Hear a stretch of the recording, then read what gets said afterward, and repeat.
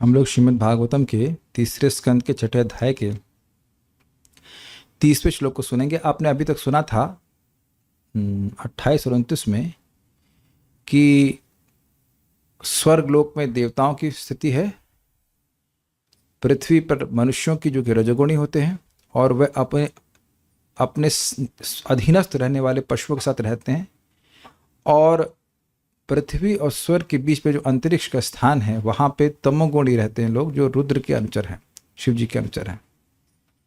अब यहाँ पर पृथ्वी लोक में कैसे विभाजन है गुणों के अनुसार, उसका वर्णन है। देखिए, जब ये कहा गया था कि मनुष्य रजोगुणी है तो मतलब प्राय मनुष्य रजोगुणी है, लेकिन ऐसा अर्थ यह नहीं है कि मनुष्यों में कोई भी व्यक्ति सतोगुणी नहीं होता है। सतोगुणी लोग या सतोगुण प्रधान लोग ब्राह्मण होते हैं, तो वह कैसे प्रकट हुए उनका भी यहाँ पे वर्णन होगा, आगे भी और चीज़ों का वर्णन होगा। तो आज यहाँ पे ब्राह्मणों का वर्णन हो रहा है। मुखतो वर्तत ब्रह्मन् पुरुषस्य कुरुद्वः। मुखतो वर्तत ब्रह्म पुरुषस्य कुरुद्वः। यस्तून्मुखत्वाद् वर्णानां मुख्योद्भूत ब्रह्मणो गुरुः। यस्तून्मुखत्वाद् वर्णानां मुख्योद्भूत ब्राह्मणो गुरुः। मुखतो वर्तत ब्रह्मन् पुरुषस्य कुरुद्वः। मुखतो वर्तत ब्रह्मन् पुरुषस्य कुरुद्वः। यस्तून्मुखत्वात् वर्णानां मुख्यो भूत ब्रह्मणो गुरुः। यस्तून्मुखत्वाद् वर्णानां मुख्योद्भूत ब्राह्मणो गुरुः। मुखतो वर्तत ब्रह्मन् पुरुषस्य कुरुद्वः। मुखतो वर्तत ब्रह्मन् पुरुषस्य कुरुद्वः। यस्तून्मुखत्वाद् वर्णानां मुख्यो भूत ब्रह्मणो गुरुः। यस्तून्मुखत्वाद् वर्णानां मुख्योद्भूत ब्राह्मणो गुरुः। मुखतो वर्तत ब्रह्मन् पुरुषस्य कुरुद्वः। मुखतो वर्तत ब्रह्मन् पुरुषस्य कुरुद्वः। यस्तून्मुखत्वात् वर्णानां मुख्यो भूत ब्रह्मणो गुरुः। यस्तून्मुखत्वाद् वर्णानां मुख्योद्भूत ब्राह्मणो गुरुः। मुखतो वर्तत ब्रह्मन् पुरुषस्य कुरुद्वः। मुखतो वर्तत ब्रह्मन् पुरुषस्य कुरुद्वः। यस्तून्मुखत्वात् वर्णानां मुख्यो भूत ब्राह्मणो गुरुः। यस्तून्मुखत्वाद् वर्णानां मुख्योद्भूत ब्राह्मणो गुरुः। मुखतो वर्तत ब्रह्मन् पुरुषस्य कुरुद्वः। मुखतो वर्तत ब्रह्मन् पुरुषस्य कुरुद्वः। यस्तून्मुखत्वाद् वर्णानां मुख्योद्भूत ब्राह्मणो गुरुः। यस्तून्मुखत्वात् वर्णानां मुख्यो भूत ब्राह्मणो गुरुः। हे हैं ब्रह्म बोल रहा हूँ, ब्रह्म। देखिए, अभी तक आप समझ नहीं पाए संस्कृत का उच्चारण और हिंदी के उच्चारण में भेद। राम की राम, राम की राम, संस्कृत में राम नहीं बोलते हैं, राम होता है। उसे ब्रह्मा नहीं बोल रहा था मैं। अब देखिए कैसे बोल रहे थे, ध्यान नहीं दिया आपने। मुखतो वर्तत ब्रह्म पुरुषस्य कुरुद्वः, ब्रह्मा नहीं बोल रहा हूं मैं। ये हिंदी के उच्चारण के कारण ऐसा आप लोग अनुभव करते हो कि वो ब्रह्म बोलना चाहिए, ब्रह्म। अगर ब्रह्म बोलूंगा तो देखिए नहीं आएगा ना काव्य। अब देखिए कहाँ गए। मुखतो वर्तत ब्रह्मन् पुरुषस्य, तो ब्रह्म है, ब्रह्म। उसमें हलंत नहीं लगा हुआ है, हलंत बोलते ना, हलंत नहीं लगा। ध्यान दीजिएगा इस बात को। हे कुरुवंश के प्रधान, विराट अर्थात विश्व रूप के मुख से वैदिक ज्ञान प्रकट हुआ। जो लोग इस वैदिक ज्ञान के प्रति उन्मुख होते हैं, अर्थात इंक्लाइंड होते हैं, उनकी रुचि होती है इस वैदिक ज्ञान के प्रति, वे ब्राह्मण कहलाते हैं और वे समाज के सभी वर्गों के स्वाभाविक शिक्षक तथा गुरु हैं। स्वाभाविक मतलब उनका स्वभाव है यजन याजन पठन पाठन, वैदिक ज्ञान को पढ़ना और पढ़ाना।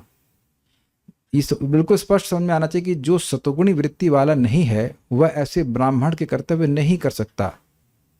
और बिल्कुल स्पष्ट बात है।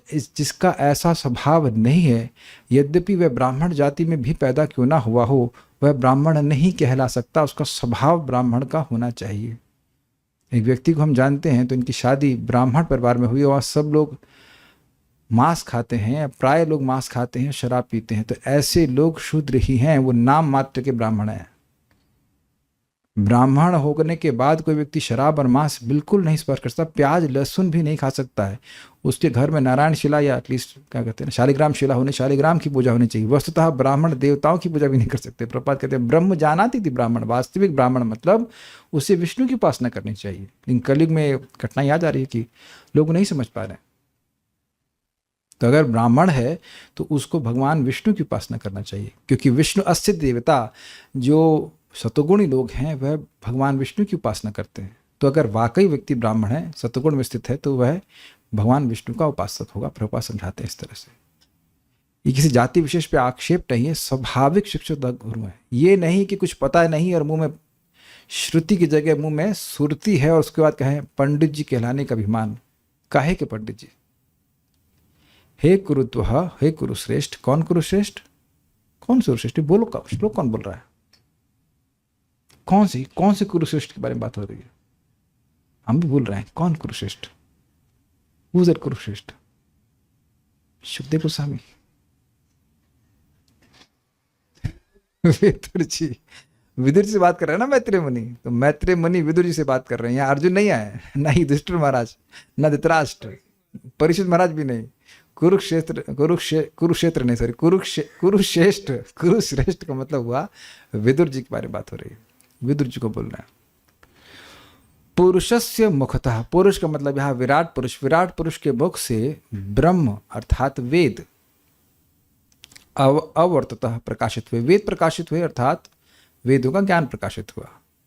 एवं तो अलग से लगाया गया, यह तू ब्राह्मण उन्मुखत्वात्, जो उस वेद के उन्मुख हैं वे ब्राह्मण जन हैं। अर्थात जो वेद पढ़ने के लिए इंक्लाइंड हैं, जिनकी रुचि वेद पढ़ने में है, उसको ब्राह्मण कहा जाएगा। जिसकी रुचि श्रुति में है वह हो गया वे ब्राह्मण। वर्णानाम मुख्य, क्षत्रिय वैश्य आदि वर्ण समूह के मध्य मुख्य अर्थात प्रथम है गुरु च, अतः वह उनके मान्य गुरु हैं। देखिए आप समझ सकते हैं, कई बार ये बात आएगी कि ब्राह्मण मुख से उत्पन्न हुए, तो उसका मतलब क्या है? आप देखेंगे कि हमारे मुख में इतने भाग में सारी ज्ञानेंद्रियां हैं कि नहीं? आँख है, कान है, नाक है, जीभ है यानी रसना, और त्वचा तो है ही, और भेजा भी है, बुद्धि भी है। तो ये सूचित करता है कि बुद्धि वाला कार्य ब्राह्मणों का है। और यद्यपि सर कुछ ऐसे कार्य नहीं करता है मेहनत वाले, लेकिन क्या हम सिर के बिना किसी शरीर की कल्पना कर सकते हैं? कोई किसी व्यक्ति को कहेगा कि वह बड़ा सुंदर लग रहा है, केवल उसका सिर नहीं है। तो बिना सिर के कोई भी व्यक्ति कितना भद्दा लगेगा, भयानक लगेगा, बल्कि भूतहा लगेगा। अग्रीड? ऐसे ही अगर समाज में ब्राह्मण हो ही नहीं तो समाज अत्यंत विभत्स लगेगा और उसकी स्थिति भी अत्यंत विभत्स होगी। क्यों? जैसे हमारी आँखें हमें सही दिशा में अग्रसर कराती हैं, हमारी बुद्धि के द्वारा हम निर्णय करते हैं कि उस स्थान में जाना हमारे लिए अच्छा होगा, श्रेयस्कर होगा कि नहीं होगा, होता है कि नहीं? इसी प्रकार से स्वाभाविक रूप से करते हैं कि नहीं? स्वाभाविक रूप से आँखें हमें मार्गदर्शन करती हैं। अग्रीड? उसी प्रकार से स्वाभाविक रूप से ब्राह्मण वेद का अध्ययन करता है, शास्त्र का अध्ययन करता है और स्वयं से लोगों का उपकार करता है। प्रभुपाद जी बताते हैं अपने एक तात्पर्य में कि देखिए, कुछ ब्राह्मण लोग आयुर्वेद को पढ़ते थे और वह मान लो किसी घर में जाके भिक्षा मांगते और वह देखते कि यहाँ कोई बीमार है तो उसको मुफ्त में ही आयुर्वेद की दवा बता दिया करते थे। अब देखिए कि इस समय मेडिसिन कितनी महंगी हो गई है। तो ये दिखा रहा है कि ये जो चिकित्सा विज्ञान है वो शूद्रों के हाथ में, जिनका उद्देश्य केवल पैसा कमाना है। अगर कोई डॉक्टर है तो बुरा नहीं मानेगा, लेकिन बात यह कि मोस्टली उद्देश्य डॉक्टरी में जाने का उद्देश्य केवल यही है कि पैसा कमाना। और नहीं तो इतनी फीस क्यों चार्ज की जाती है? केवल कंसल्टेंसी के 850 रुपया। हम लोग चेक कर रहे थे होम्योपैथिक डॉक्टर के कंसल्टेंसी के 850 रुपये, 1500 रुपये। तो अगर आप ये कह रहे हो कि आप पैसा नहीं कमाना चाहते हो तो एकदम झूठ बोल रहे हो। बहुत रेयर कोई होगा डॉक्टर जो लोगों के हितार्थ के लिए कार्य करता हो। बहुत रेयर ऐसा कोई होता है। 1,000 रुपये आप आधे घंटे के लिए चार्ज कर रहे हो, गरीब आदमी आपके पास कैसे जाएगा जरा बताइए, है ना। और यानी इसका मतलब है गरीब आदमी के पास स्वस्थ होने का कोई अधिकार ही नहीं है। आयुर्वेद में कहीं लिखा है कि 1,000 रुपये कंसल्टेंसी होनी चाहिए वैद्य की। आज भी हम देखते हैं बहुत से आयुर्वेद के जो वैद्य हैं, अच्छे वैद्य हैं, जो मक्कार है, उनके बारे में कुछ नहीं कह रहे, मक्कारों की पार्टी में कहीं पे भी नहीं, चाहे लोपैथो चाहे कुछ भी हो, तो वो आपकी नाड़ी देखने का कुछ पैसा नहीं लेते, कुछ भी नहीं लेते। हम हरिद्वार में गए तो वो तो कुछ भी चार्ज नहीं करते, देखेंगे आप मेडिसिन लो देना लो, और मेडिसिन बहुत सस्ती होती है। तो पॉइंट क्या है कि मैं एग्जाम्पल खाली बात ही देना चाहता हूँ कि ब्राह्मण उदार होते हैं, उनका मन उदार होता है, वो ऐसे चीचड़ नहीं होते हैं, कंजूस नहीं होते हैं कि अब एक श्लोक पढ़ा है तो उसके लिए 500 रुपये जमा करो। ब्राह्मण डोनेशन यानी दान स्वीकार कर सकता है। भगवान स्वयं गीता में कहते हैं दान प्रतिग्रह, दान स्वीकार करता है और दान देता भी है। ये नहीं कि आप वास्तविक ब्राह्मण को देखेंगे महल में जाकर रह रहा है, ऐसा नहीं हो सकता है। He can not do that, उसका ब्रह्मत्व नष्ट हो जाएगा। ऐसा नहीं कि दान लिया और उसके बाद वो हजम कर जाएगा, नहीं, he will become beggar again. जैसे भगवान श्री राम ने कि भगवान दशरथ जी ने, मैं भूल रहा हूँ, दोनों में से किसी एक ने, शायद भगवान श्री राम ने ही पूरी पृथ्वी ब्राह्मणों को दे दी, फिर भगवान को दे दी। ब्राह्मण थे ना राज्य करने वाले हैं। चाणक्य पंडित के बारे में आप जानते हैं, ब्राह्मण थे प्रॉपर, तो वह रह रहे थे कुटिया में ही। तो point is that the opulence of a ब्राह्मण इज तप, नॉट भोग। आध्यात्मिक ज्ञान हृदय में प्रकाशित हो ही नहीं सकता अगर व्यक्ति भोग में ही पड़ा रहेगा। तो बात यह है कि स्वाभाविक गुरु हैं, उनका स्वभाव ही है कि वो उपदेश करें। वो देखते हैं कि लोग वैदिक ज्ञान के प्रति अपने से उन्मुख नहीं हैं, इसलिए वह बताते हैं। तो इसलिए जो भी ब्राह्मण बोल रहा है कि मेरी क्लास का, मेरा इसका इतना पैसा है, वह अपना ब्राह्मणत्व वहीं खत्म करके क्लास दे रहा है। कुछ समझ पा रहे हैं? इसी को श्रीमद् भागवतम के महात्म्य में कहा गया है, कारिता कर्ण लोभे ना कथा सारम ततो कथा। कोई व्यक्ति भागवत की कथा कर रहा है इस लोभ से कि मुझे कितना अन्न मिलेगा या धन मिलेगा, तो उसकी कथा का सार तो वहीं समाप्त हो गया। You will have no potency. Srila Prabhupada ji कहते थे कि इस्कॉन ब्राह्मणों की सृष्टि करने के लिए है, जो शास्त्र को पढ़ सके, पढ़ा सके और दूसरों को भी समझा सके। ठीक है। श्रीधरी अवर्तता पद का अर्थ है प्रकट हुए, यानी कि, और ब्रह्म शब्द वेद का बोधक है, यानी ब्रह्म यानी वेद विराट पुरुष के मुख से प्रकट हुए। विराट पुरुष के मुख से ही उत्पन्न होने के कारण ब्राह्मण मुख के ही समान सभी वर्णों में मुख्य है। इसकी व्याख्या भी मैंने कर दी। जैसे हमारा मुख सबसे मुख्य भाग है शरीर का, ऐसे ही ब्राह्मण सबसे मुख्य है। ठीक है। वे सर्वप्रथम उत्पन्न हुए, अतएव भी सबों के गुरु हैं।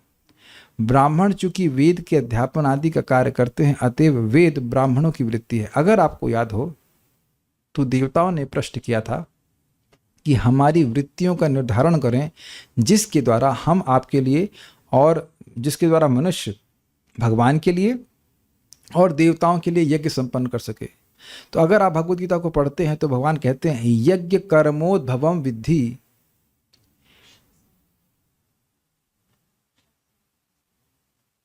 तो यज्ञ जो है, नहीं, यज्ञ कर्म समुद्भवम, यज्ञ कर्मों से उत्पन्न होते हैं, और कर्म ब्रह्मोद्भवम विद्धि ब्रह्माक्षर समुद्भवम।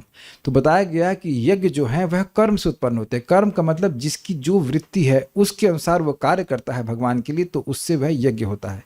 एक बात अब बहुत ध्यान से सुनना, भगवान ने भगवद गीता के कौन सा 16वां अध्याय दैवी और असुर स्वभाव के बारे में बताया। तो पहले दैवीय स्वभाव के बारे में बताते हैं, तो वहाँ ब्राह्मणों के स्वभाव, क्षत्रियों का स्वभाव, वैश्य और शूद्रों का स्वभाव बताते। तो वहाँ प्रभुपाद बहुत सुंदर से समझाते हैं कि जो व्यक्ति जिस स्वभाव वाला है, अगर वह उसके अनुसार कार्य करेगा तो यह उसके लिए दिव्य होगा। क्षत्रिय के लिए यह दिव्य नहीं होगा कि वह युद्ध को छोड़ दे, और ब्राह्मण के लिए यह दिव्य नहीं होगा कि वह युद्ध करे। Is it okay? यह वो शूद्र की तरह कार्य करे या वैश्य की तरह कार्य करे, यह उसके लिए दिव्य नहीं होगा। जैसा स्वभाव भगवान ने सबके लिए बनाया है वो वैसे ही करेगा, लेकिन उसको उसे भगवान के लिए करने के लिए ट्रेनिंग दी जानी चाहिए। क्या आप लोग मेरी बात समझ रहे हैं? इसे कहते हैं वृत्ति। यार ऑक्यूपेशनल एंगेजमेंट, हम लोग अभी जिस जिस कार्य में कर रहे हैं उसको बोल दे कि बोला जाए कि आप छोड़ दीजिए और तुरंत कुछ और कार्य करें, तो किसी के लिए संभव नहीं होगा। मुझसे कहो कि अब कल नौकरी करना शुरू कर दो, it will be very difficult, it is just very difficult, you can't do that. ये बिजनेस करना शुरू कर दीजिए, नहीं हो पाता, नहीं। स्वभाव मतलब आप उसके विपरीत जा ही नहीं सकते हैं, आप उसके विपरीत जा ही नहीं सकते हैं, इसको स्वभाव कहा जाता है। और सभी लोग उसको देख रहे हैं और उसको चेंज करने की जरूरत भी नहीं है, क्योंकि आप चेंज कर भी नहीं सकते हैं। यस, स्वभावस्तु प्रवर्तित, हर व्यक्ति अपने स्वभाव के अनुसार प्रवर्तित हो रहा है, उसको कुछ करने की प्रवृत्ति है, उस वृत्ति को भगवान की सेवा में लगाना यह सिखाया जाता है और उससे व्यक्ति वहीं दिव्य हो जाता है। क्लियर, समझ में आ गया? ठीक है। इसलिए यहाँ पे विभिन्न वृत्तियों का वर्णन हो रहा है, क्योंकि देवताओं ने प्रार्थना करी थी भगवान हमारी वृत्तियों का निर्धारण करें, कैसे हम वृत्ति किस किस वृत्ति के अनुसार हम यज्ञों को संपादन कर सकते हैं और अपने स्थानों में सुखी रह सकते हैं। ठीक है। वेद रूपी वृत्ति के साथ ब्राह्मण विराट पुरुष के मुख से उत्पन्न हुए। इसी तरह से आगे के श्लोकों में जानना चाहिए कि अलग अलग वृत्ति के संग उत्पन्न हुए। वेद रूपी वृत्ति मतलब वेद पढ़ने की, पढ़ाने की उनकी इंक्लिनेशन थी, तात्पर्य प्रभुपाद जी का। जैसा कि भगवद गीता में पुष्टि हुई है 4.13 में, मानव समाज के चारों वर्ण विराट रूप के शरीर के क्रमानुसार विकसित हुए। क्या है श्लोक 4.13? जहाँ तक मैं समझ रहा हूँ, चातुर्वर्ण्य मया सृष्टम गुण कर्म विभागशः तस्य कर्तारमपि माम विद्य कर्तारम अव्ययम।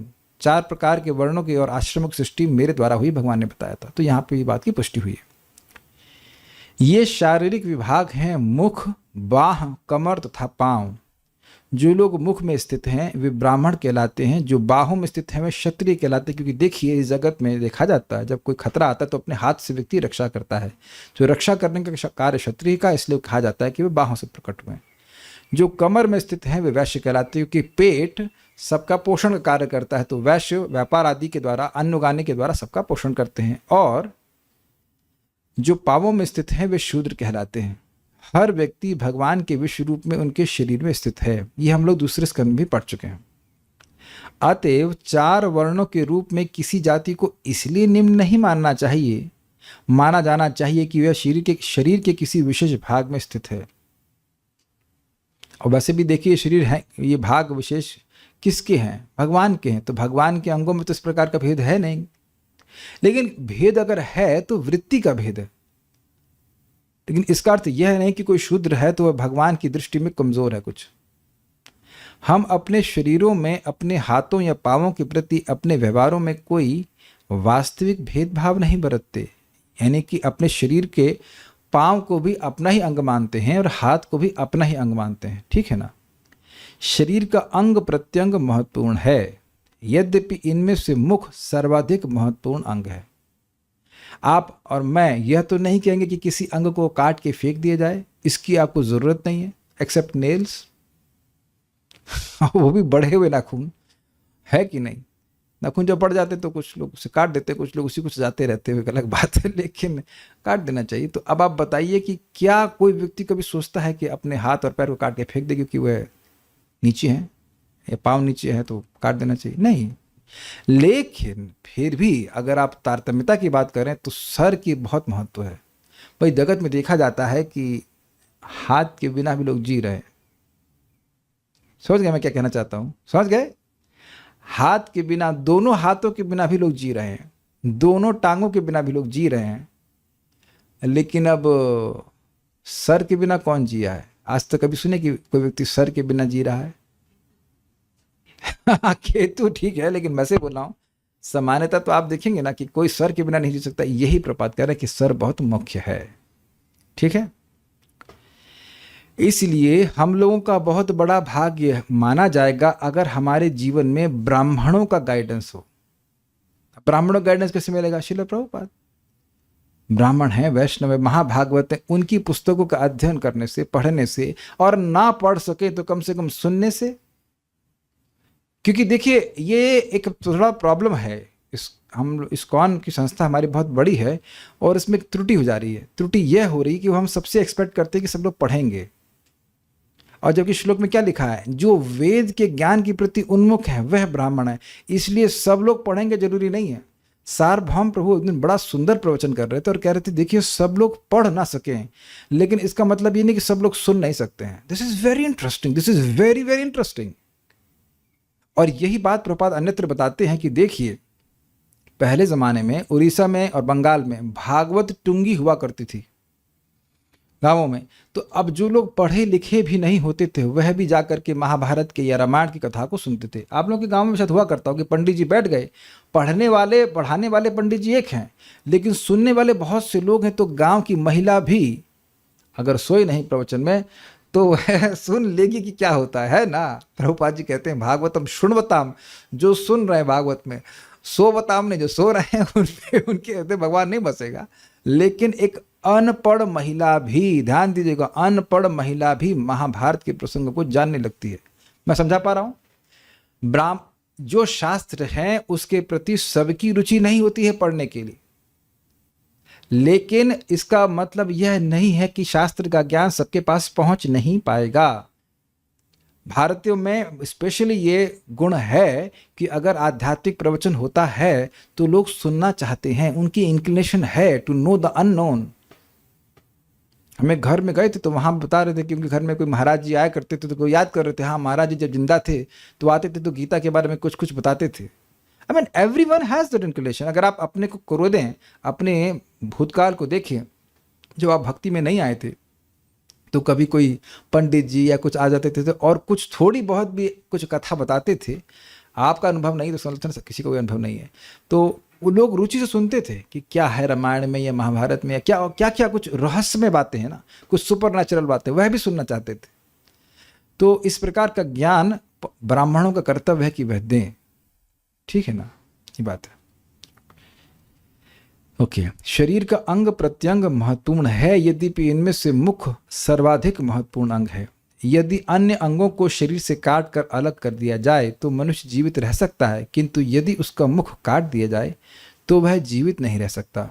अतः भगवान के शरीर का यह सर्वाधिक महत्वपूर्ण अंग उन ब्राह्मणों का आश्रय स्थल कहलाता है जो वैदिक ज्ञान के प्रति उन्मुख होते हैं, जिज्ञासु होते हैं, समझने पढ़ने अभ्यास करने में उनका रुचि होती है। ये होता है उन्मुख। मतलब जो वैदिक ज्ञान के प्रति उन्मुख न होकर संसारी मामलों के प्रति उन्मुख होता है वह ब्राह्मण नहीं कहला सकता, भले ही वह ब्राह्मण वंश या ब्राह्मण पिता से क्यों न उत्पन्न हुआ हो। बिल्कुल स्पष्ट है, ब्राह्मण पिता से उत्पन्न होने से कोई ब्राह्मण बनने का पात्र नहीं हो जाता। जैसे कोई अगर कोर्ट का क्या कहते हैं उसको, जज है, तो उसका बेटा क्या केवल पिता के जज होने से ही वह वकील बन जाएगा या जज बन जाएगा?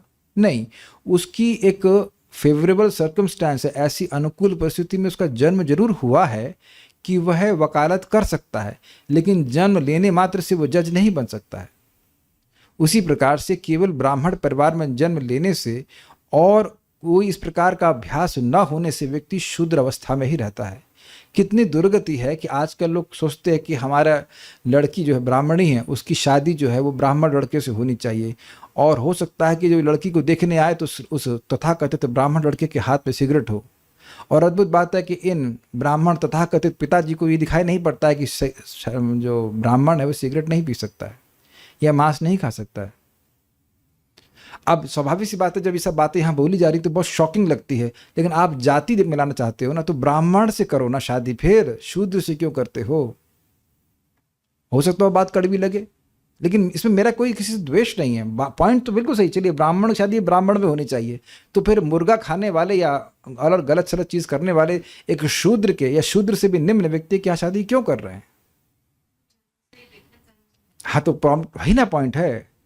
अच्छा, मान लीजिए मेरे पिताजी व्हाटएवर कुछ भी थे, इरिगेशन डिपार्टमेंट के थे वो इंजीनियर, तो क्या मैं जन्म लेने मात्र से डिपार्टमेंट में इंजीनियर बन गया? ऐसा है क्या? आप साइंटिस्ट हैं ना महावीर प्रभु, तो आपके सारे लड़के साइंटिस्ट हो गए? नहीं ना भाई, साइंटिस्ट के बेटे होने मात्र से व्यक्ति साइंटिस्ट नहीं हो जाता है ना, सीधी सी बात है। कोई किसान का बेटा है तो वो किसान ही होगा, हर चाहे वो आईएएस बन जाए तब भी उसे किसान ही कहेंगे आप। तो बड़ी अजीब सी बात है। तो अगर कोई कह रहा है कि हम ब्राह्मण हैं तो पहले तो ये चेक किया जाए कि वो सुबह उठ कितने बजे रहा है।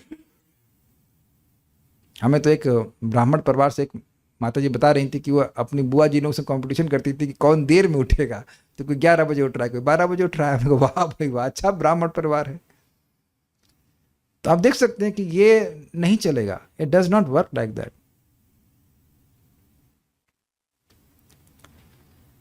वेद भगवान के मुख में स्थित होते हैं और इसलिए जो कोई वैदिक ज्ञान के प्रति उन्मुख होता है वह निश्चय ही ब्राह्मण होता है। तो सिम्टम क्या देखा पहले आपने, जिसका वेद के प्रति अर्थात श्रीमद् भगवद गीता भागवतम के प्रति रुचि है, उसको पढ़ने पढ़ाने में रुचि, वह ब्राह्मण है। तो देख करके डोनेशन देना चाहिए किसी को। दान स्वीकार करने का अधिकार एक्चुअली केवल ब्राह्मण का है। क्षत्रिय दान स्वीकार नहीं कर सकते, न ही वैश्य और न ही शूद्र। This is very interesting. अगर आप लोगों को पता हो तो अर्जुन को दुर्योधन ने कहा था, जब वो 5 बाण मांगने गए थे ना, तो अर्जुन ने याद दिलाया कि आपने मुझे वरदान कहा था, वर मांगने के लिए कहा था। तो कह ठीक है, तो मैं तुमको राज्य दूंगा। तो नहीं, मैं क्षत्रिय हूं, मैं ऐसे राज्य कैसे ले लूंगा, अब तो लड़के ही लूंगा। सी द मूड ऑफ क्षत्रिय। भीख नहीं मांग सकता क्षत्रिय। Make sense? भिक्षा मांगने का अधिकार केवल ब्राह्मण का है, क्षत्रिय का नहीं है। लेकिन एक बहुत ध्यानपूर्वक बात सुनिएगा, वह भिक्षा मांग रहा है, दान मांगता है या आवश्यकता के अनुसार दान मांगता है, लेकिन इसका मतलब यह नहीं है कि उसका कोई कंट्रीब्यूशन नहीं समाज में हो। ये रहा है कि आजकल समाज में वैदिक ज्ञान का कोई वैल्यू नहीं है, इसलिए ब्राह्मणों की भी कोई वैल्यू नहीं रही। कुछ समझ में आ रहा है ना बात? अभी एक हमारे रिश्तेदार से पूछ रहे थे, वो मुझे बता रहे थे कि उनकी लड़की शायद अभी 8वीं में होगी, 7वें 8वें में होगी, और उसकी 17,000 रुपये महीने की फीस है पढ़ाई की। हमने कहा 24,000 तो मेरे पूरे एक सेमेस्टर की फीस हुआ करती थी। 4 महीने 2003 की बात कर रहा हूँ। 24,000 में IIT की बात कर रहा हूँ, वहाँ पे 24,000 में हम पढ़ते थे। 4 महीने या 5 महीने की फीस, और यहाँ 1 महीने की बच्चे की फीस। और अब प्रश्न कर लिया जाए कि क्या उसको शिक्षा का एक अक्षर भी पढ़ा रहे हैं, तो उत्तर क्या है? 0, कुछ भी नहीं पढ़ा रहे। तो देखिए माता पिता भी इसी प्रकार से अज्ञान में है और इसी प्रकार से उनको उल्लू बनाया जा रहा है कि स्टूडेंट्स भी इसी प्रकार से बर्बाद होते हैं। एक बात समझ लीजिएगा, शिक्षा तो फ्री ही दी जाती है, शिक्षा हमेशा फ्री दी जाती है। उसके बदले में कोई शिष्य दक्षिणा देता है, दान देता है, अलग बात है, लेकिन टीचर को शिक्षा फ्री ही देनी चाहिए। भारत में यही चल रहा था 1900 तक। शिक्षा का कोई चार्ज नहीं लगता था कि 1700 रुपये लाओ, ट्यूशन फीस ये दो, वो दो, फिर ना। You can not give knowledge, you can not, immediately शूद्र बन जाता है। लेकिन अब किसी के मन में डर ये है, अरे हम ट्यूशन फीस नहीं लेके तो हमारी रोटी कैसे चलेगी, तो उसका मतलब आप ब्राह्मण नहीं हो। एक बात आप प्रकट समझ लेना, धर्म रक्षति रक्षता। जो अपनी धर्म अपनी वृत्ति की रक्षा करता है, भगवान बैठे हैं उसकी, वो भूखा नहीं मर सकता है। धर्म उसकी रक्षा करता, धर्म रक्षा करता मतलब भगवान रक्षा करते हैं कि अपने धर्म की रक्षा कर रहा है। बहुत सारी बातें हैं, लेकिन अब हम मेन बात यहाँ पे है कि कौन व्यक्ति शास्त्र के प्रति रुचि रख रहा है। और ये समझ लीजिए कि जैसे साइंटिस्ट बहुत कम होते हैं, ऐसे ब्राह्मण भी बहुत कम होंगे। लेकिन एक साइंटिस्ट बहुत से लोगों को लाभ कर सकता है कि नहीं, अगर प्रॉपर रिसर्च करता है, उससे बहुत से लोगों को लाभ हो जाता है। ऐसे भले ही ब्राह्मण एक हो, लेकिन वो बहुतों को लाभ कर सकता है, बहुतों को मार्गदर्शन प्रदान कर सकता है। ठीक है, जैसे इस जगत में भी आप देखते हैं कि डॉक्टर एक होता है, लेकिन कितने मरीजों को सही कर देता है कि नहीं। ऐसा तो नहीं कि एक डॉक्टर केवल एक ही मरीज को ठीक करता है। वैदिक ज्ञान के प्रति यह उन्मुखता भी किसी विशेष जाति या संप्रदाय तक सीमित नहीं है। किसी भी परिवार का तथा विश्व के किसी भी भाग का कोई भी व्यक्ति वैदिक ज्ञान के प्रति उन्मुख हो सकता है और इससे वह असली ब्राह्मण होने के योग्य हो जाएगा। बिल्कुल स्पष्ट है, असली ब्राह्मण स्वाभाविक तौर पर शिक्षक या गुरु होता है, मतलब वह शिक्षा ही देगा, वह गुरु का ही कार्य कर सकता है और कुछ कार्य कर ही नहीं सकता। जब तक किसी को वैदिक ज्ञान नहीं है, कोई व्यक्ति गुरु नहीं बन सकता। बड़ा इंटरेस्टिंग है, एक बार हम एक व्यक्ति से मिले थे ट्रेन में और हमने उनसे पूछा कि आप कौन हैं, भगवान कौन हैं और भगवान से आपका क्या संबंध है। तो उससे पहले वो मुझे बताए कि वो अपने गुरुजी से मिलने जा रहे हैं। तो हमने कहा, गुरुजी आपको बताए कभी कि आप कौन हो, भगवान कौन है और भगवान से आपका क्या संबंध है? कहते हैं ये भी बताते हैं गुरुजी। सी इसका मतलब ये गुरु जी को खुद ही नहीं पता है। इस्कॉन में ऐसा कौन व्यक्ति होगा, इस्कॉन में ऐसा कौन व्यक्ति होगा जिसको नहीं पता कि वह आत्मा है, कृष्ण भगवान है और वह उनका नित्यदास है। एटलीस्ट थ्योरी तो सबको क्लियर है कि नहीं? चाहे वो भागवतम पूरा पढ़ा हो या ना पढ़ा, पूरा तो पढ़ा, कौन पढ़ेगा पूरा? पूरा तो आप उंगलियों पे गिन सकते कितने लोग पूरा भागवत पढ़े होंगे, लेकिन गीता तो पढ़ते हैं लोग, थोड़ा बहुत पढ़ते हैं, तो इतनी बात समझ में आती है। और उस व्यक्ति को नहीं पता है, वो दीक्षा लेके घूम रहा है, तो उन गुरु को भी ठीक से ज्ञान नहीं है।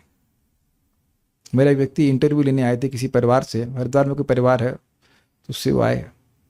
तो पहले वो मेरा इंटरव्यू लेते, मैंने से पूछा, ये बताइए भगवान कौन है? तो 2-3 लोग थे, यार भगवान कौन है, भगवान कौन है? हमने, क्यों आपके परिवार में बताया नहीं भगवान कौन है? नहीं हम लोग एक्चुअली इतना बहुत सीरियस नहीं है, इसलिए हम लोग को नहीं पता है कि भगवान कौन है। हमने कहा देखिए, इस्कॉन में किसी व्यक्ति को पूछिए, चाहे वो सीरियस हो चाहे ना हो, उसको इतना पता है कि कृष्ण भगवान है कि नहीं? क्यों सुंदरा माता जी, आप गीता पढ़ ली पूरा? आधा पढ़ा है, तो उससे पहले मालूम चलेगा कि ना कृष्ण भगवान है? नहीं पता चला आपको? हाँ, कृष्ण भगवान पता चल गया। आप एक सेमिनार भी अटेंड करेंगे तो मालूम चल जाएगा कृष्ण भगवान है, एकदम स्पष्ट मालूम चल जाता है। और ये हमारा इंटरव्यू लेने के लिए आए हैं और पूरा कुछ तो अपने परिवार का प्रतिनिधित्व कर रहे हैं, लेकिन उनको शांति से बात नहीं बताई गई कि कृष्ण भगवान है। तो फिर गुरु जी को भी नहीं पता ना। और ऐसे गुरु ब्राह्मण का, गुरु का कार्य कर रहे हैं। Confused disciples of confused teachers.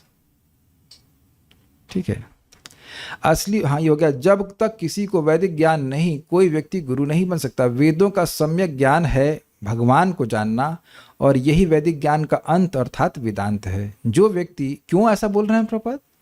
वेदांत कृद वेद विदेव चाहम। भगवान ने स्पष्ट गीता में कहा कि वेदांत की रचना करने वाला मैं हूं और वेदों के द्वारा मुझे ही जाना चाहिए। बड़ा ध्यान सुनिए, वेदों का उद्देश्य मुझको जानना है, उसके परे वेदों का कोई उद्देश्य नहीं। यानी वेदों का अंतिम लक्ष्य क्या हुआ? कृष्ण को जानना। क्लियर समझ में आ रहा है? ये सेंटेंस तो आपने कई बार सुना होगा, लेकिन इस तरह से देखिए आप, वेदों का उद्देश्य है कृष्ण को जानना, और क्या? और कोई उद्देश्य नहीं है। यानी कि वेदों का परम उद्देश्य क्या है? भगवान कृष्ण को जानना। वेदांत कृत वेद विदेव चाहम। वेदांत की रचना करने वाला भी मैं हूं और वेद विदेव चाहम। वेद के द्वारा जो वेद्य है, जो जानने योग्य वस्तु है, भगवान श्री कृष्ण ही है। जो भगवान कृष्ण को ही नहीं जाना तो वेद जाना क्या? मैं फिर रिपीट करूंगा, याद नहीं आना चाहिए, याद आ जाता है। लखनऊ के हमारे घर के सामने एक वेद मंदिर था और वहाँ एक ब्राह्मण थे, रोज यज्ञ करते थे, और मैं जाकर उनको चुटकी लिया। मैंने कहा भगवान कौन है? कहते हैं ईश्वर निराकार है। बस खत्म, फिनिश होगा तुम्हारा ब्राह्मणत्व तो किसी काम के नहीं, 2 कौड़ी के भी नहीं। जो भगवान को ही नहीं जान सका, भगवान को ही जीरो बना रहा है, तो काहे का ब्राह्मण? ठीक। जो व्यक्ति निर्विशेष ब्रह्म को प्राप्त है और जिसे पूर्ण पुरुषोत्तम भगवान के विषय में कोई जानकारी नहीं होती, वह भले ही ब्राह्मण बन जाए किंतु वह गुरु नहीं बन सकता। This is very interesting. भले ही वह ब्रह्म को जान भी ले, लेकिन ऐसे व्यक्ति को गुरु के रूप में स्वीकार नहीं करना चाहिए, क्योंकि वह अभी पूर्णता को प्राप्त नहीं है। क्यों? पद्म पुराण में कहा गया है, षट्कर्म निपुणो विप्रो मंत्र तंत्र विशारदः। मेरे पीछे बोली, बहुत अच्छा श्लोक है। षट्कर्म निपुणो विप्रो मंत्र तंत्र विशारदः। षट्कर्म निपुणो विप्रो मंत्र तंत्र विशारदः। अवैष्णवो गुरुर्न स्याद् वैष्णव श्वपचो गुरुः। अवैष्णवो गुरुर्न स्यात् वैष्णवः श्वपचो गुरुः। एकदम बढ़िया श्लोक है। देखिए, षट कर्म निपुणो विप्रो, कोई विप्र है, ब्राह्मण है, और षट कर्म 6 प्रकार के जो कर्म होते हैं ब्राह्मण के, उसमें वे निपुण भी है। जो भी होता आई डोंट केयर, कुछ भी होते होंगे, लेकिन उसमें है वो। हाँ यही है, हाँ हो गया, याद आ गया। 6 कर्म यही है ना, यजन याजन, पठन पाठन दान और प्रतिग्रह। यस, यही 6 कर्म है। तो विप्रों के, ब्राह्मणों के जो 6 कर्म है उसमें खूब निपुण है। मंत्र तंत्र विशारद, मंत्र में, और तंत्र मतलब यहाँ पे वो उस तरह का तंत्र नहीं है, ये मतलब पूजा के संबंध में, उसमें विशारद है, बीए किया हुआ है बहुत एक्सपर्ट है। फिर भी अवैष्णवो गुरुर न स्यात्, लेकिन वो वैष्णव नहीं है तो वह गुरु नहीं हो सकता है। ब्राह्मण तो है, बड़ा इंटरेस्टिंग है, ब्राह्मण है लेकिन गुरु नहीं है। गुरु मतलब वो वैष्णव होना चाहिए, विष्णु का उपासक होना चाहिए, क्योंकि वेद का मुख्य प्रयोजन है भगवान को जानना, और गुरु का भी एकमात्र उद्देश्य है कि शिष्य को कृष्ण के विषय में बताए। जब कृष्ण को जाना ही नहीं, विष्णु को जाना ही नहीं, तो वह कैसे गुरु हुआ। और आखिरी लाइन तो बड़ी जबरदस्त, वैष्णव स्वपचो गुरु। स्व मतलब होता है कुत्ता, और पच मतलब पचाने वाला। जो कुत्ता पचाने वाले घर में, यानी कुत्ता खाने वाले के यहाँ भी पैदा हो। ध्यान दीजिए कि कुत्ता पैदा खाने वाला नहीं हो सकता है गुरु। कुत्ता खाने वाला गुरु नहीं हो सकता है। कुत्ता खाने वाले क्या कदाचित पैदा हो गया हो, तो अब भी अगर वो वैष्णव है, भक्त है, तो वह गुरु होना चाहिए। देखिए, कुछ लोग नए हैं, पुराने हैं, सब लोग अलग अलग, हमारा मिक्स्ड भक्त है यहाँ पे। लेकिन एक बात थोड़ा समझ लीजिएगा, गुरु कौन प्रमाणिक है। तो पहले तो ये समझाए कि आप कौन हो। हम लोग हैं आत्मा। दूसरा, हमारा भगवान से क्या संबंध है। तो हम लोग भगवान के नित्य दास हैं, सेवक हैं। आत्मा है, भगवान के सेवक हैं। और इस संबंध को जागृत करने की प्रक्रिया क्या है। और भगवान कौन है, भगवान कृष्ण है। इसको संबंध को जागृत करने की प्रक्रिया क्या है, भगवान की भक्ति, अभिधेय, और इससे प्रयोजन क्या मिलना है, भगवान का प्रेम। ये दो भी तीन चार बातें हैं, ये गुरु को एकदम क्लियर होनी चाहिए। अगर यह भी क्लियर नहीं है तो वह गुरु नहीं हो सकता। हो सकता है कि गुरु को अब ये ना पता हो कि ब्रह्मांड की सृष्टि एकदम ठीक ठीक प्रकार से कैसे हुई। 5वें स्कंद में अगर गुरु जी नहीं बता पा रहे, तो इसका मतलब यह नहीं कि वह योग्य गुरु नहीं है। 5वें स्कंद को ना भी पूरी तरह कोई समझ पाए, इसका मतलब यह नहीं कि वो प्रामाणिक वैष्णव नहीं है। सुनाई पड़ रहा है कि नहीं पड़ रहा है भाई। बहुत सारी बातें हैं, हर बात तो हर व्यक्ति नहीं समझ सकता, लेकिन जिसको इतनी बात समझ में आ गई जो कि भगवान की भक्ति करना ही जीव का परम धर्म है, और भक्ति करके वह भगवान की प्राप्ति कर सकता है, तो ये सब बातें, वो ऐसा व्यक्ति प्रमाणिक गुरु है। कोई कठिनाई नहीं गुरु बनने में। अमार आज्ञा गुरु होइए तारे देश। महाप्रभु की आज्ञा से व्यक्ति गुरु बन सकता है और भगवान की बात को बताए। मन मना भव मत भक्तु मद्याजिम नाम नमस्कुरु इत्यादि सब बातों को बताए, तो वह व्यक्ति प्रमाणिक गुरु है। इसलिए कोई आवश्यक नहीं है कि ब्राह्मण परिवार में जन्म ले, और ऐसा भी नहीं कि ब्राह्मण परिवार में जन्म ले लिया तो गुरु नहीं बन सकता। आप इस श्लोक को ठीक समझिएगा। ये नहीं कह रहे कि जो ब्राह्मण परिवार में जन्म लिया है वो गुरु बन नहीं सकता है, लेकिन अगर वो वैष्णव नहीं है तो गुरु नहीं बन सकता है। ये बात है, क्योंकि उसका ज्ञान पूर्ण नहीं हुआ है अभी। निर्विशेषवादी योग्य ब्राह्मण बन सकता है, किंतु वह तब तक गुरु नहीं बन सकता जब तक वैष्णव के पद को अथवा भगवत भक्त पद को प्राप्त नहीं होता। बिल्कुल स्पष्ट तात्पर्य है। आधुनिक युग में वैदिक ज्ञान के परम अधिकारी श्री चैतन्य महाप्रभु ने कहा है। क्यों वह परम अधिकारी है? क्योंकि स्वयं भगवान है। किबा विप्र किबा न्यासी शूद्र के ना जय कृष्ण तत्व वेता से ही गुरु होय। ये इसको मेरे पीछे बोलिए।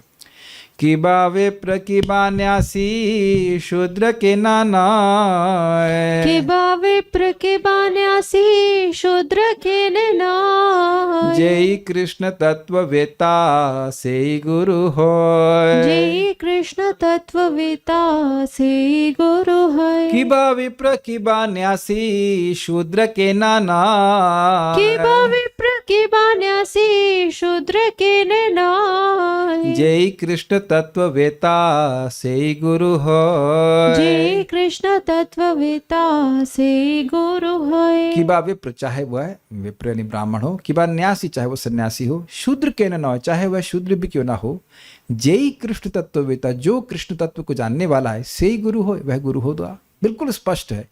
कोई व्यक्ति ब्राह्मण शूद्र सन्यासी हो सकता है, किंतु यदि वह कृष्ण विज्ञान में निष्णात होता है तो वह गुरु होने के योग्य है। चैतन्य चरितामृत मध्य लीला 8.128 है ना, 8 का।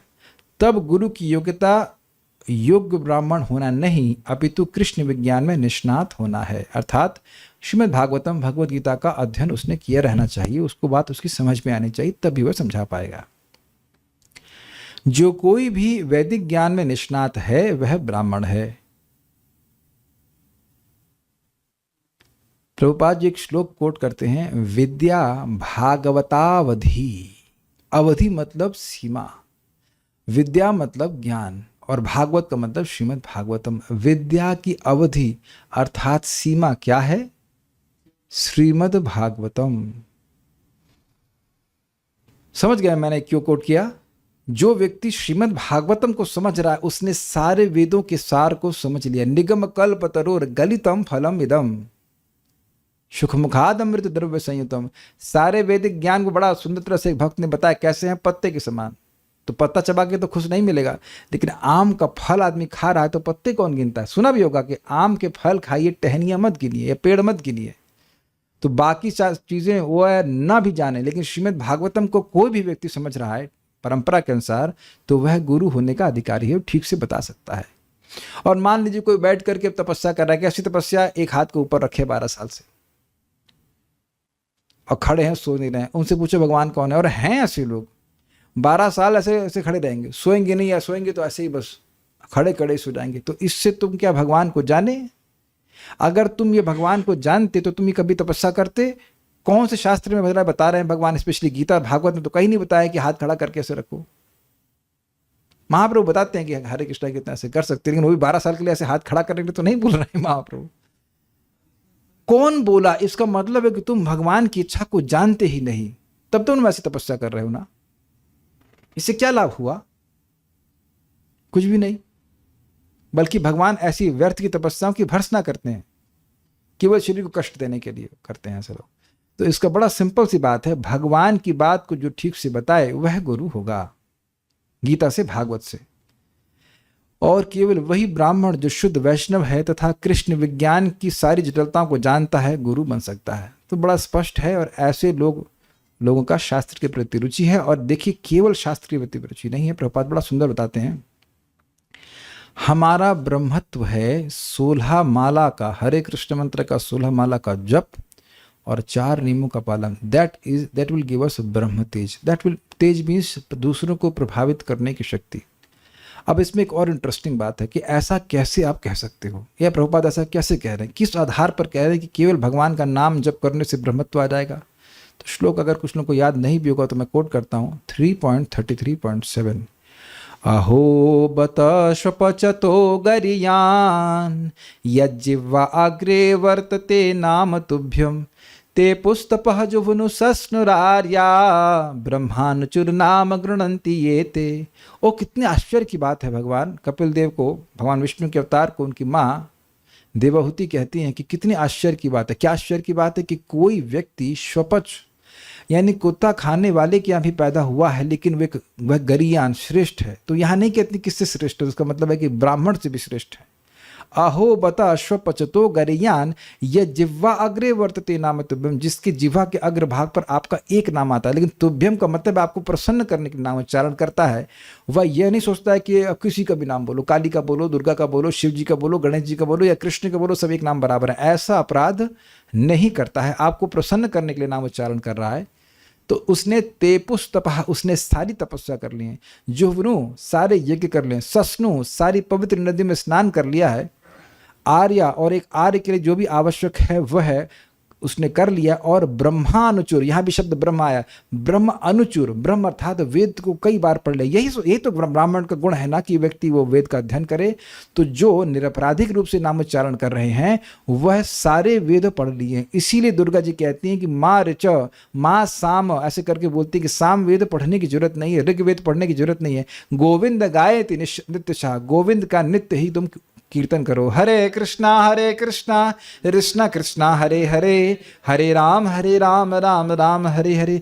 और इसी तात्पर्य में प्रभुपाद समझाते हैं कि अद्वैताचार्य जी नवद्वीप में सभी ब्राह्मण समाज के लीडर थे, और जब उनको सबसे पहले भोजन का यानी क्या कहते हैं श्राद्ध पात्र कहा जाता है, सबसे पहले जिस ब्राह्मण को खिलाया जाता है तो वह सबसे अधिक योग्य ब्राह्मण होता है। तो उन्होंने हरिदास ठाकुर को बुलाया जो कि मुसलमान समाज से थे। और हरिदास ठाकुर जी कहते हैं इतने सारे ब्राह्मण हैं और फिर भी आपने मुझे सबसे पहला श्राद्ध पात्र खिलाया। तो कहते कि आपको खिलाने के द्वारा मैं करोड़ों ब्राह्मणों को, योग्य ब्राह्मणों को भोजन कराने का लाभ प्राप्त कर रहा हूँ, क्योंकि आप निरपराधिक रूप से नाम उच्चारण करते हैं। तो नाम की इतनी अद्भुत महिमा है। एक भक्त हमको आज कह रहे थे कि हमको कभी कभी अच्छा लगता है, कभी कभी नहीं लगता है।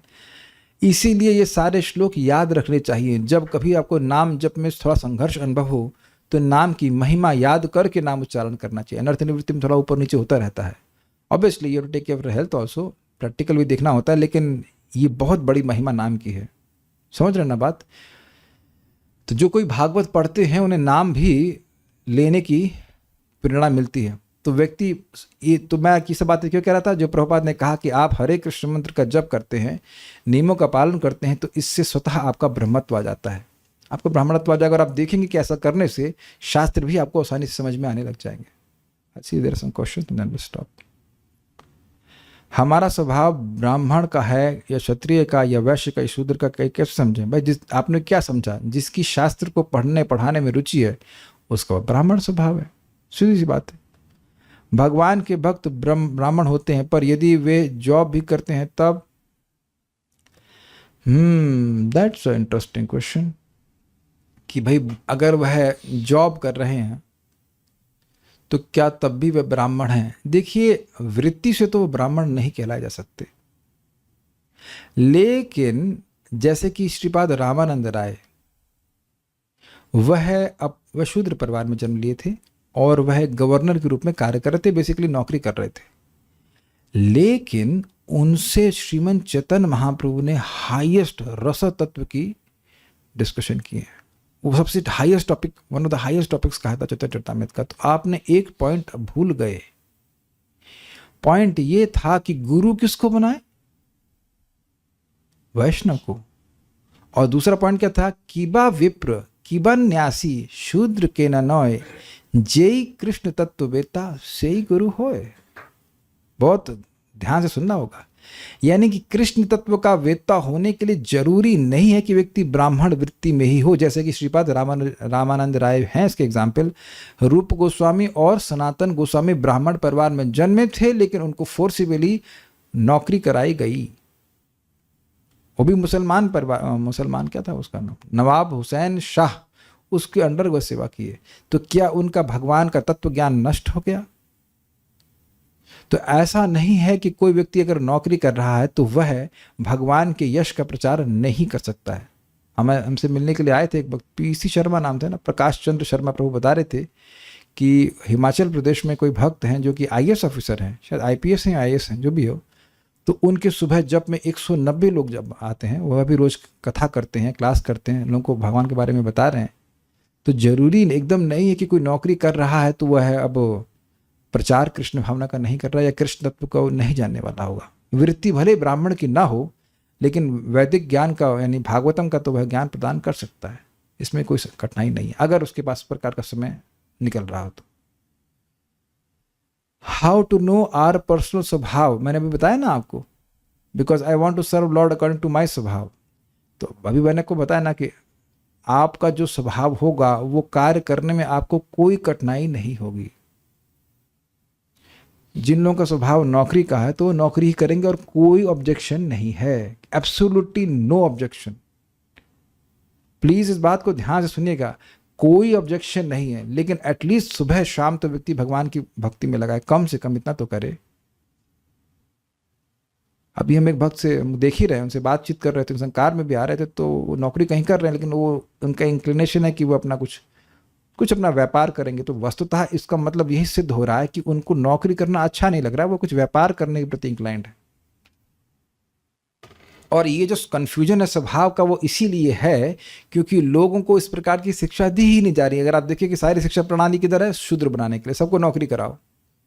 और आप देखिए ये भी देख रहे हैं कि बहुत से आईआईटी के लड़के जाकर के बड़ा बड़ा बिजनेस शुरू करते हैं, क्यों? क्योंकि उनका स्वभाव वैश्य का है, उनका स्वभाव शूद्र या इंजीनियर का नहीं है। तो ये थोड़ी प्रॉब्लम शिक्षा प्रणाली की भी हो जाती है। पहले गुरु देखते थे कि इसका क्या स्वभाव है, उसके अनुसार उसको ब्राह्मण, उसको क्षत्रिय या वैश्य, विभिन्न प्रकार के ट्रेनिंग दी जाती है, इसे कहते हैं वोकेशनल ट्रेनिंग। तो आजकल ऐसी दिक्कत है, तो धीरे धीरे व्यक्ति को समझने में आना पड़ेगा कि क्या उसको अच्छा लगता है। बहुत लंबा एक प्रश्न करते हैं एक भक्त, मैंने एक लेक्चर में सुना था जैसे कि आपने भी कहा है कि हम सब अपने साइकोफिजिकल नेचर के अकॉर्डिंग कार्य करते हैं, मतलब स्वभाव के अनुसार कार्य करते हैं, ठीक है। फॉर एग्जाम्पल उसी के अनुसार सेवा लेते हैं। साथ ही ये भी सुना कि भक्ति में डिटरमिन रहकर हमारा एक लेवल ऐसा आता है कि हम उसे भी पार कर जाते हैं, अपने साइकोफिजिकल नेचर के बाहर भी सेवा कर पाते हैं। इसे कैसे समझे? देखिए सिंपल सी बात है, जब तक हम प्रकृति के गुणों के अंतर्गत हैं तब तक तो स्वभाव हम पर हावी रहेगा, लेकिन प्रकृति के गुणों के पार चले गए तो स्वभाव की कोई अपेक्षा नहीं। जैसे कि देखिए अब परशुराम है तो वह है ब्राह्मण परिवार में जन्म लिए, लेकिन क्षत्रिय की तरह भी कार्य कर ले रहे हैं। वो तो भगवान के अवतार हैं। एक राजकुमार थे, उनका नाम भूल रहा हूँ, सुयज्ञ नाम था, क्या नाम था ना, सुयज्ञ नहीं था, कुछ रहा होगा, भूल रहा हूँ नाम। तो उन वह क्षत्रिय परिवार में थे, जन्म लिए थे, राजा के लड़के थे, उनको शाप मिला था शूद्र हो जाने का, लेकिन भगवान की भक्ति की तो शूद्र नहीं हुए, भगवान के पास चले गए। तो स्वभाव बना कैसे, तो समझिए स्वभाव बना है विभिन्न प्रकार के कर्मों को करने के कारण और गुणों के अनुसार। तो गुणों का प्रभाव जब समाप्त तो आपका स्वभाव समाप्त, फिनिश। कोई ये ब्राह्मण क्षत्रिय वैश्य शूद्र ये तो आत्मा का स्वभाव नहीं है, तो गुणों के अनुसार है। शूद्र मुख्यतः तमोगुण में होते हैं, ऐसे शुरू करते हैं, ब्राह्मण मुख्यतः रजोगुण में, सतोगुण में होते हैं, क्षत्रिय मुख्यतः रजोगुण में रहते हैं, वैश्य रजोगुण तमोगुण मिश्रित में रहते हैं, और शूद्र जो है वो तमोगुण में रहते हैं। लेकिन अब अगर कोई व्यक्ति भगवान की भक्ति करके पार हो गया इन गुणों के, तब वो शूद्र तो ना रह गया। क्या प्रहलाद महाराज असुर रह गए? नहीं। तो जब तक गुणों के अंतर्गत है तब तो स्वभाव हावी रहेगा, लेकिन जब गुण के पार चला जाएगा तब स्वभाव के विपरीत भी, मतलब विपरीत मीन्स अपनी इच्छा के अनुसार कर सकता है। प्रसद्र नाम था, यस, प्रसद्र नाम था, यस, लाइक दैट। ओके, और कोई प्रश्न तो यहाँ पे नहीं है। हाँ, माइक पे पूछिए, ये मैं रिपीट कर सकता हूँ जैसे भी चाहें।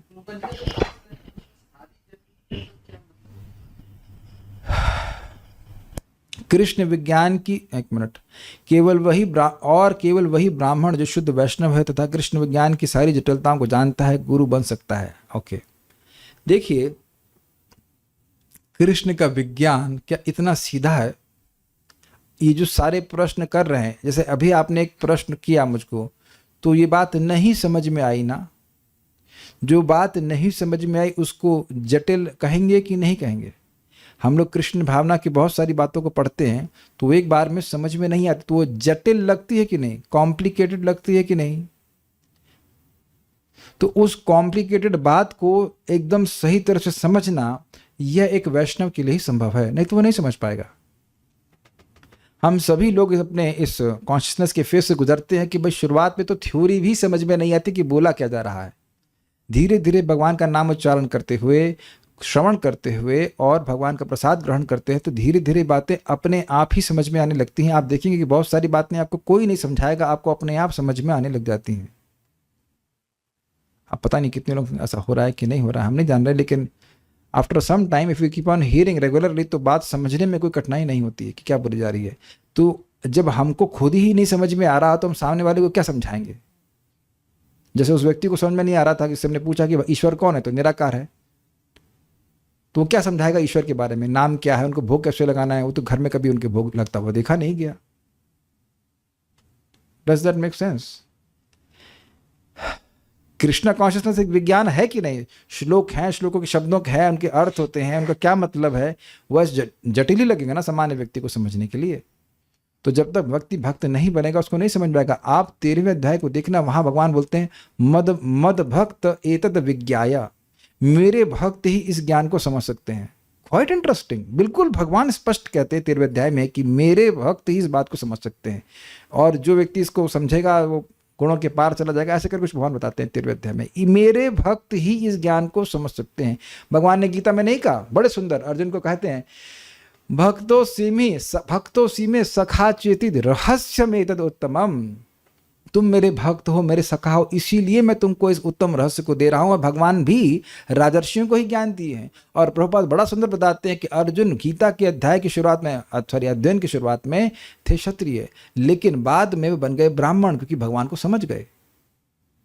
नष्टो मोहो स्मृतिर्लब्ध्वा तत्प्रसादात् मयाच्युतः करिष्ये वचनं तव। तो जो व्यक्ति भगवान को समझ रहा है तो वह तो ब्राह्मण से भी श्रेष्ठ अवस्था में हुआ ना। तो व्यक्ति चाहे कुछ भी हो, अब फिर वही मैं बात बोलूंगा कि अर्जुन क्षत्रिय की ब्राह्मण है, क्या कहोगे? वो तो युद्ध कर रहे हैं, तो बाह्य रूप से यद्यपि वह युद्ध करते हुए दिख रहे हैं, लेकिन है वो ब्राह्मण से भी श्रेष्ठ, क्योंकि भगवान को समझ रहे हैं, अपने संबंध को भगवान से समझ रहे हैं। I hope this is very clear. तो अब ये बातें सूक्ष्म हैं, जटिल हैं, तो जो व्यक्ति भक्ति करता है उसको बात समझ में आती है, और नहीं तो लोग समझ ही नहीं पाते बात। ठीक है, तो यहाँ रुकते हैं। श्रीमद् भागवतम की जय, श्रील प्रभुपाद की जय, निताई गौर प्रेमानंदे। हरे कृष्णा।